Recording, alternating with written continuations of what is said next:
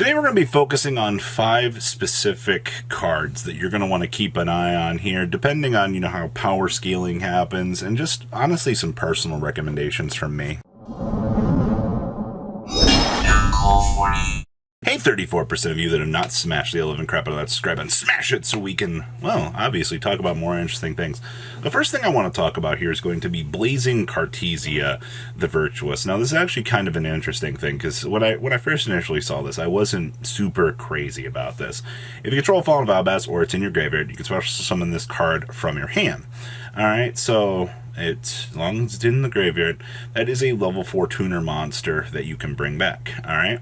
And then during the main phase, quick effect, you can fusion summon a level 8 or higher fusion monster from your extra deck using monsters from your hand or field as material. And then during the end phase, if a fusion monsters was sent to the graveyard this turn, you can add this card from your graveyard to your hand.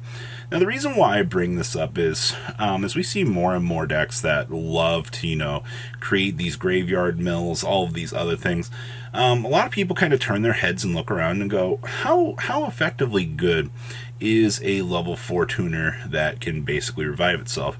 And I think the answer is it's pretty good. You have Brain and High Spirit synergy as well with it, but you have to think about this outside of, being a resource for a tier at the end of the day. So I want to put this on the list of things kind of keep an eye on here, not necessarily be like, oh, I gotta go pick up a playset of this, because I assume probably about Megatins this year or some sort of reprint set that this would be up for the block, because it is one of those Fallen of Albaz lore cards. And the other interesting thing about this is we do get the Grand Finale Dragon for this here, which will give this card a pretty nice power up. Alright, so that's a card that already exists. They're not too crazy expensive, and it has more support coming down the pipeline. Maybe that really should tell you something about the things to really consider out here in terms of that. So keep an eye on this one. I think there's a lot of solid potential here. Next up, should be no surprise to anybody, is Vice's Starfrost. Now, for those of you that have been keeping up with your Vice's Starfrost lore, then you have definitely seen the crazy potential that this card has, especially since they have how many lore cards do you have that specifically in name interact with this card? And also, he's a level 6 tuner monster, which I think is one of the more interesting things about him. I mean, yeah, sure, you have to target a monster with a different attribute and type, and then this card destroy it to special summon this card, but I mean, do you really care about that too much? You get the ability to deploy a level 6 tuner. It's also a warrior monster. You have some sort of in-house synergy with that, but think about this. This is basically the new Fallen of Albaz. We just got announced new support for this with Monodome, and been a lot of hype going around for Monodome, actually. I don't know. Also, with all of your other interactions with the 1,500, 2,100, friends out here, I still desperately think somewhere along the way that we are going to see a starter deck or a structure deck out here for the Vice's Starfrost lore. Honestly, if Konami dodges that idea, I feel like it's just a huge missed opportunity. But also, to answer your question, I mean, the next time Vices should be up for a reprint should be the 10s. You just got to decide, is that higher original rarity or, the potential for the 10s really worth it for the pickup?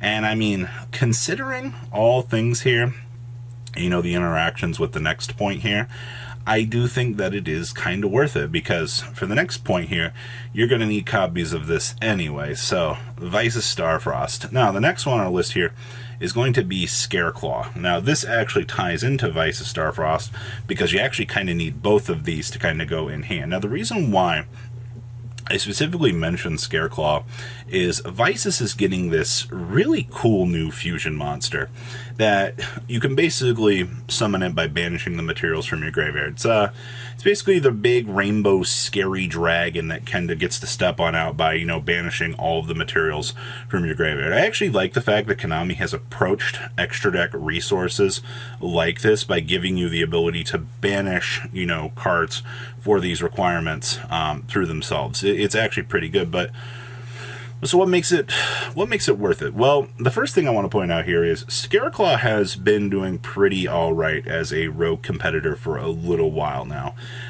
It'll show up and smash through regional, so the deck is already kind of on everybody's radar as one of those decks that is like, ooh, you know, it's a real regional competitor, sure. Now, when Virtuous gets the ability to basically step through, you know, the archetype, which already he wants to interact with, getting some pops, you know, set up, you know, a relatively interesting end board here, and then can just go ahead and deploy, you know, a 3,000 attack point monster on top of everything that you've already done.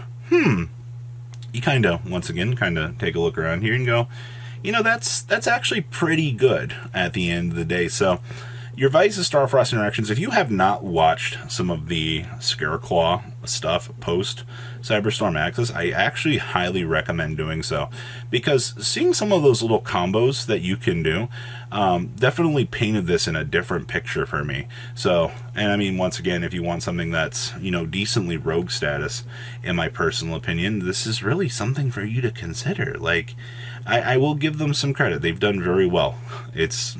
Scarecrow definitely got the right tools to be rogue. Next up is going to be Gishki. Now, Gishki has already had its abundance of buyouts. Here's the thing with this. This is not an immediate crazy pickup, all right?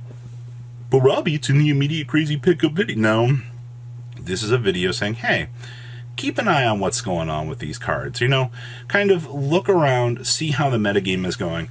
We still have Sprite at a completely different incarnation of anything that the OCG ever really actually had. Now, the biggest thing with the Gishki engine was you would play this in combination with Sprite, because the new stuff is level 2. All right, you basically get the ability to put a giant monster on the field that says, oh, hey, you know, nice. That is a really cool monster effect that you just triggered. The thing bounces itself back, and then you basically get to negate and shuffle the card back into the deck. All right, do not underestimate particular effects that don't necessarily destroy, because shuffle back can be more devastating, because if your opponent needed that resource as a way to, you know, stay on the field or some sort of stepping stone from the graveyard, well, shucky darn, you just interrupted it and now it's gone. Now, they can probably sometimes make another one. It happens. But the thing with the Gishki stuff is level 2 access. You have a ritual card that lets you tribute your opponent's card. By the way, that's very important to know, that they actually gave Gishki, you want to fulfill an entire ritual cost off of one card from your opponent, you can do so. And then to top things off, I mean, you're getting the Sprite package as a security line for the deck. There's a lot to unpack there, but kind of keep an eye on this. Decide if the Gishki stuff is something that you really want to pick up.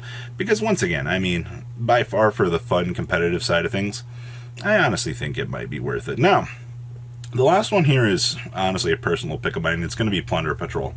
Now, we do have the new ship coming.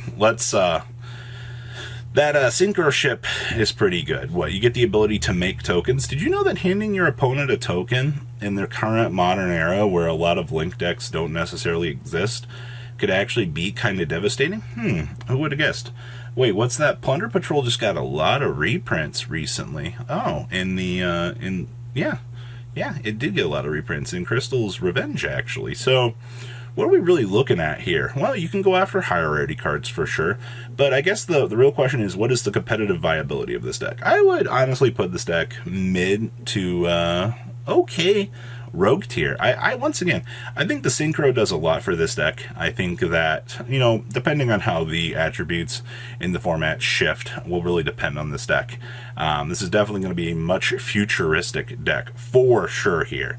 But once again, the big thing when you're looking at these things is you got to look at these for, you know, future application interactions, really for, you know, the futurized format, just to kind of see what more is going to interact and so forth. And I think that's the big thing with these types of videos, is when you can look very far down the pipeline and go, huh, maybe we can grab that now and, you know, sit good for the next couple of months. I think a lot of people really fail to take advantage of that. So definitely top 5 things that I would keep an eye on here going forward. So what do you guys think? Please leave a comment down below, tell me what you guys think, and I will see your beautiful faces back here later today, guys. Peace out. Thank you!